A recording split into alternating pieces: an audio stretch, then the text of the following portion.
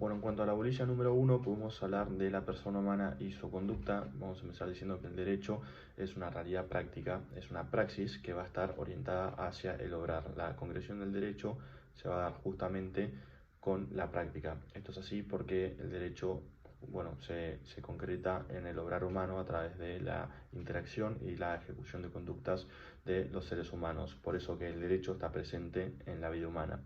A todo esto, cuando hablamos de la concreción del derecho que se va a dar en la praxis, nos podemos referir a de qué manera debe actuar el hombre. Primeramente, Jorge Ramos decía que el hombre debe obrar y no es indiferente cómo obra o cómo actúa. Frente a esto, el hombre no puede no obrar y también el hombre debe obrar de una determinada manera. No es indiferente cómo actúa, como decía Jorge Ramos. Por eso que hay dos posturas. Una postura que es dogmática, que es aquella que no parte de la experiencia, sino que va a partir de un hecho o un dato que es incuestionable y se razona a partir de ese dato o ese hecho. Y hay una postura que parten de la experiencia, como pueden ser aquellas que tomó Aristóteles y las que trabaja Aristóteles. Luego hablamos acerca del ser humano y las potencias del alma. En este sentido, dentro de las potencias del alma tenemos a la inteligencia y tenemos a la voluntad. La inteligencia es aquella que va a buscar la verdad, mientras que la voluntad va a estar destinada o va a tener como objetivo el querer. Frente a esto podemos decir que la inteligencia guía a la voluntad y que la voluntad en este sentido o en este orden de que la inteligencia dispone y la voluntad ejecuta, podemos hablar de que la inteligencia es ciega. La inteligencia va a estar guiada. Frente a esto también la inteligencia, la voluntad va a presuponer el conocimiento. También podemos hablar de dos tipos de voluntad dentro de este apetito racional. La voluntad puede ser ut natura o ut ratio. La voluntad ut natura va a ser aquella que va a tender hacia el bien, mientras que la voluntad ut ratio es aquella voluntad que tiende hacia la libertad. La libertad es la facultad que tiene una persona de poder elegir los medios que va a estar destinados hacia un fin, o también podemos definirla como la facultad de una persona de poder autodeterminarse de la manera que crea conveniente frente a cualquier situación. Luego en el punto tercero tratamos el tema de la dignidad. Este fue un tema muy interesante que hablamos en clase de qué es la dignidad, por qué el hombre es digno, a qué se le atribuye la dignidad a la persona por el mero hecho de ser persona humana, por qué se le atribuye justamente esta cualidad abstracta que es la dignidad al hombre, y si esta dignidad es estática o puede verse reducida o puede verse aumentada o mejorada. Frente a esto podemos hablar de que el hombre es digno porque el hombre es digno con respecto a los otros seres de la creación, ya que el hombre posee inteligencia y posee voluntad, lo que lo hace superior a los demás seres de nuestra creación. En ese sentido, el hombre es digno. Pero también podemos hablar de una dignidad óntica o estática o una dignidad dinámica o moral. La dignidad óntica o estática es aquella dignidad que le corresponde al ser humano por el mero hecho de ser persona humana, mientras que la dignidad, y esta que no va a variar frente a las obras o las conductas de la persona. Pero después está la dignidad que va a ser moral o dinámica, que es aquella que puede verse ya sea mejorada o reducida, que va a depender de las obras o conductas que lleva adelante la persona. En este sentido, esta puede verse mejorada en la medida que esta persona realice actos que sean beneficiosos para la comunidad, por ejemplo, o que practique una virtud, mientras que se puede ver reducida en tanto esta cometa actos que no sean beneficiosos para la comunidad o que actos que sean penados por el ordenamiento jurídico. Es por eso que el profesor nos había introducido la pregunta de si una persona es digna por el mero hecho de ser persona humana, luego el hecho de que cometa delitos o que sea un asesino serial lo hace menos digno, es digno en ese sentido, y frente a esta postura, dos tipos de dignidad, la óntica estática o la moral o dinámica, fue que se resolvió. El asesino serial sí va a ser digno en cuanto a su dignidad óntica, pero no lo va a ser en cuanto a su dignidad moral o su dignidad que es dinámica.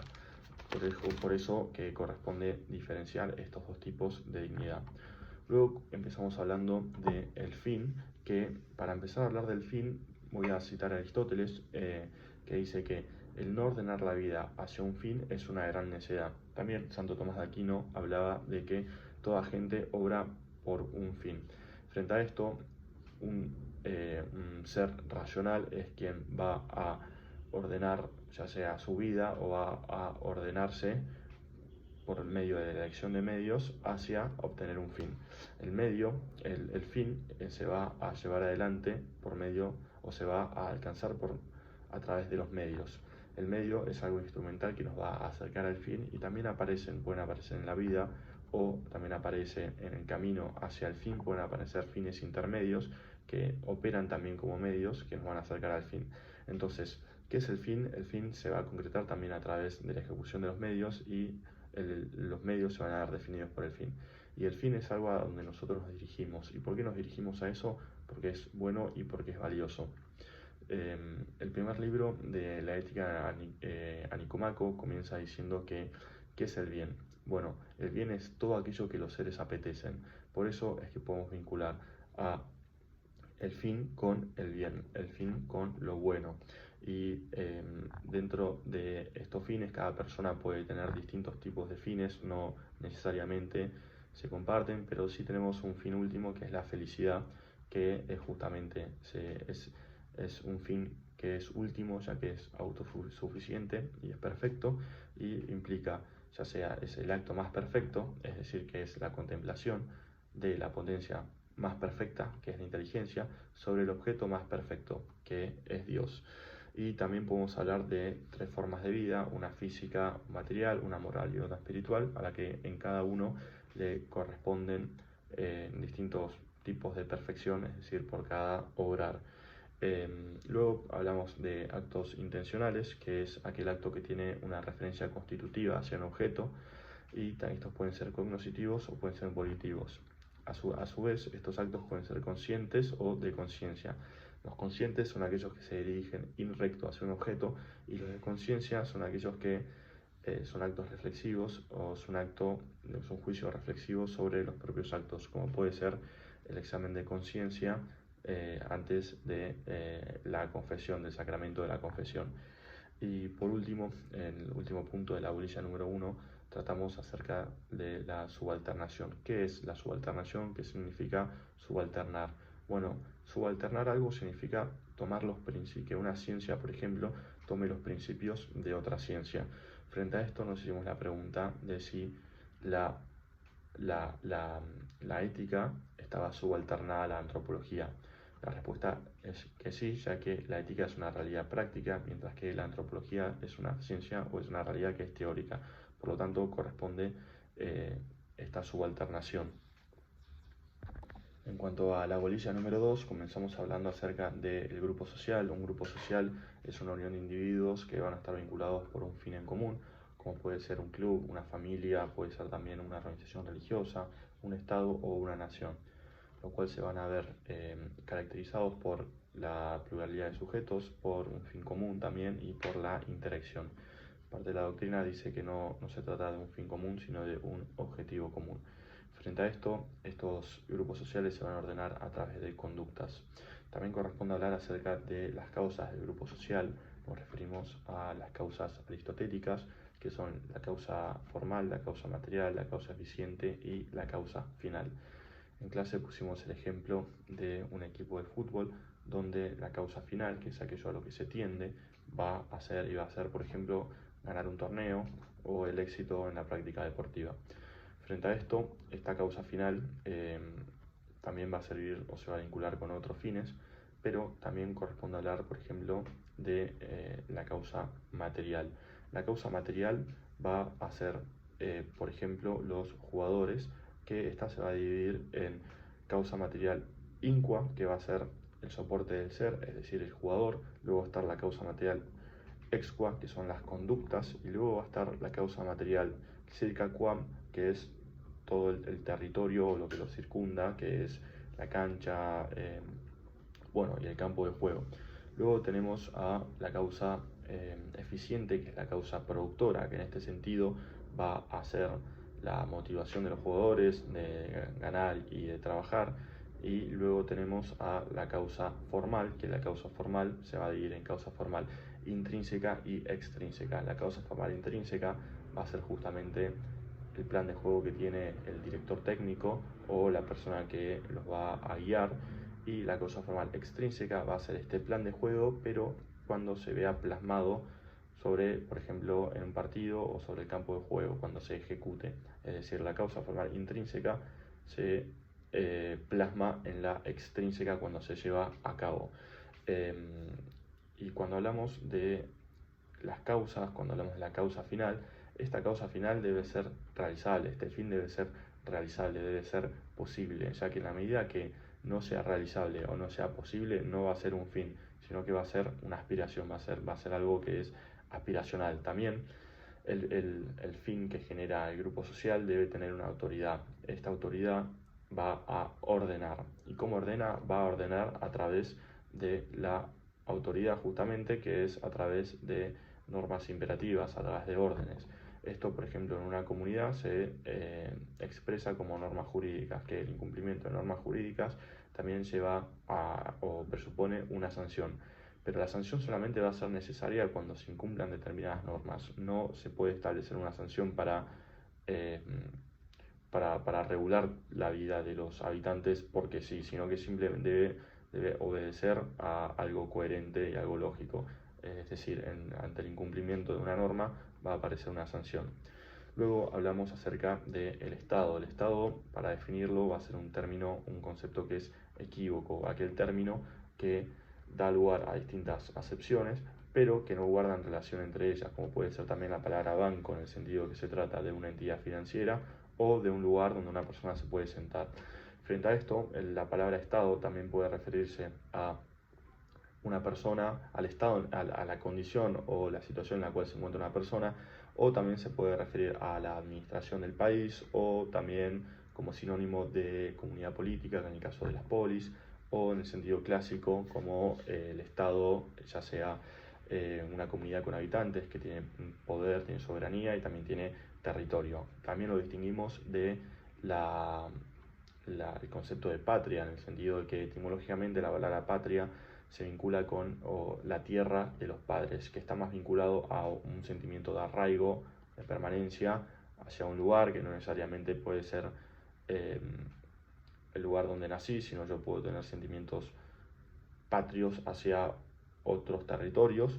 Y también la palabra Estado se diferencia de la palabra nación, ya que en un Estado pueden haber distintas naciones, ya que esto se va a ver vinculado con una cuestión de sangre, de costumbres o de tradiciones.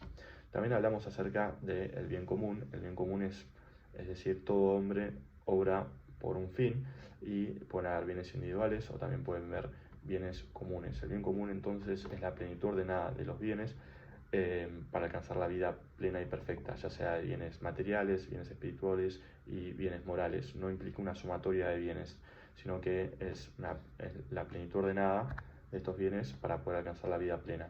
Entonces, por ejemplo, el bien común deportivo integra el éxito en la práctica deportiva, dependiendo de la disciplina. El bien común de la familia va a consistir en la ayuda mutua y también en la educación de los hijos. Y el bien común, por ejemplo, de una universidad implica aportar y formar profesionales para la comunidad. Y el bien común debe ser también, como dije, concreto y posible, y debe ser aspiracional. También está el bien común político, que es aquel que le corresponde a la comunidad política, que es una comunidad que va a estar formada por habitantes y por ciudadanos, y que también esta comunidad puede englobar o contiene también a otras comunidades. El hombre, al tener una perfección en el orden moral, religioso, también material, también así lo tiene la comunidad política, que se le llama también comunidad perfecta. Y esta comunidad perfecta es autártica, ya que en el sentido de que se basta a sí mismo. Y el fin de la comunidad perfecta debe ser perfecto en el orden temporal. La perfección respecto de los medios, pero no es secundaria. También existe el bien común, que es internacional, pero que este es instrumental, ya que los estados se unen en pos de garantizar la paz y también la cooperación internacional. Luego tratamos otro concepto muy interesante en clase acerca de cuál es la supremacía respecto del bien que es político y los bienes personales. Cuál debe, cuál es mayor o cuál es superior en algún sentido.